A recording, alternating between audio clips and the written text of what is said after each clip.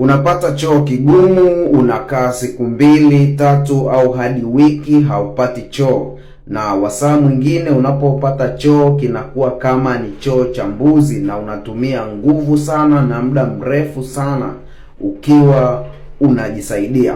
Au wasaa mwingine unapata miwasho sehemu ya haja kubwa, na muda mwingine kimetokea kinyama katika sehemu ya haja kubwa, au unapata haja kubwa ukiwa na damu, au muda mwingine ikiwa inaambatana na maumivu na kinyama kinatoka, wasaa mwingine unatamani ukirudishe kwa mkono.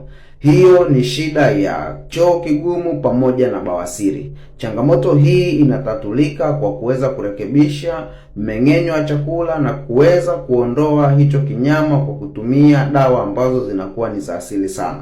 Nimewasaidia watu wengi wenye changamoto kama hiyo na wakarejea kwenye hali yao ya kawaida. Kwa kama unapitia changamoto hiyo, chukua namba ambayo unaiona hapo tuweze kuwasiliana nikusaidie.